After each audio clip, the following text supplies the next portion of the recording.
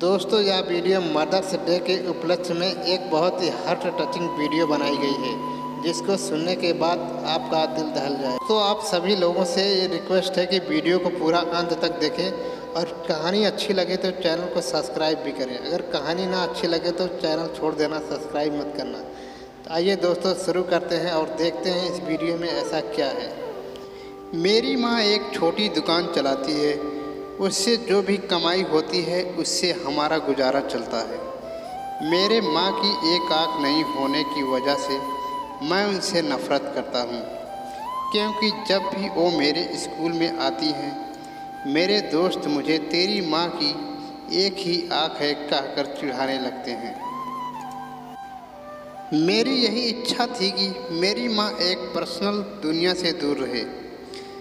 इसलिए एक दिन गुस्से में मैंने कहा, माँ तुम्हारी दूसरी आँख ना होने की वजह से जब तुम मेरे दोस्तों के सामने आती हो तो वो मेरा मजाक उड़ाते हैं।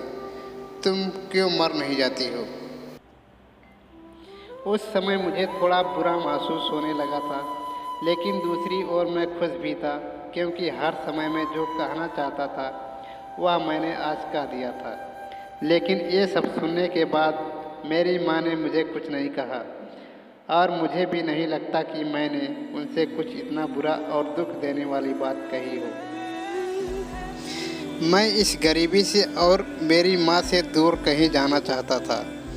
तभी से मैंने बहुत पढ़ाई की। मैंने अपनी माँ को भी छोड़ दिया और पढ़ने के लिए दूसरे शहर आया, और वहाँ की यूनिवर्सिटी ने मुझे एडमिशन भी मिल गया। इसके कुछ सालों बाद मैंने वही शादी कर ली। मैंने खुद का घर भी खरीद लिया था। फिर मेरे बच्चे भी हो गए थे और मैं खुशी से एक सफल इंसान की तरह जी रहा था। मुझे यह ज़िंदगी बहुत पसंद थी। दिन ब दिन यह खुशी बढ़ती ही जा रही थी। लेकिन एक दिन अचानक मेरी माँ को मैंने अपने दरवाजे पर देखा। तब सभी मुझसे पूछने लगे कि यह कौन है। तो मुझे कहना पड़ा कि यह मेरी माँ है। तब मुझे ऐसा लगा जैसे मेरी सारी खुशियाँ आकाश से नीचे गिर गई हो। मेरी माँ को एक आँख की डर से मेरी छोटी बेटी भी भाग गई थी। तभी मैंने भी मेरी माँ से पूछा, तुम कौन हो? मैं तुम्हें नहीं जानता। मैंने इन्हें डांटते हुए कहा, तुम्हारी हिम्मत कैसे हुई मेरे घर आने की और मेरी बेटी को डराने की? चली जाओ यहाँ से। इतना सुनने के बाद मेरी माँ ने शांति से मुझे जवाब दिया, ओह मुझे माफ़ करें, शायद मैं गलत एड्रेस पर आ गई। और वह चली गई। मैंने भगवान का शुक्रिया अदा किया कि उन्होंने मुझे नहीं पहचाना।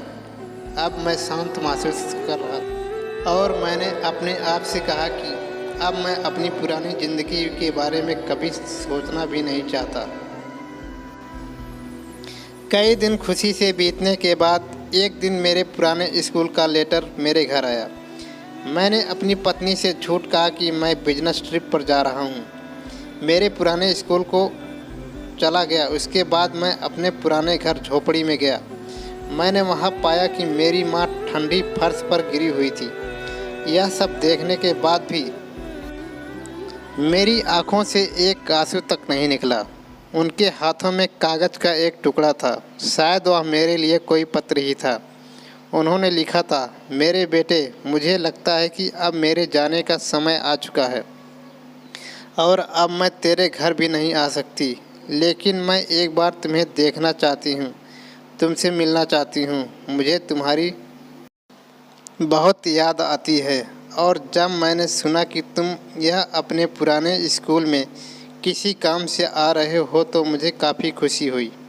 लेकिन मैंने निश्चय किया कि एक आँख होने की वजह से मैं तुम्हारे लिए स्कूल नहीं जाऊंगी, और मैं नहीं चाहती थी कि मुझे देखकर तुम्हें घबराहट हो।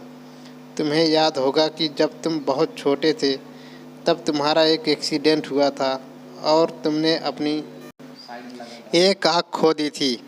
एक माँ होने की वजह से मैं तुम्हें एक आँख में बड़ा होता नहीं देख सकती थी, तो मैंने तुम्हें अपनी एक आँख दे दी, और आज मुझे गर्व है कि मेरा बेटा इस पूरी दुनिया को देख सकता है।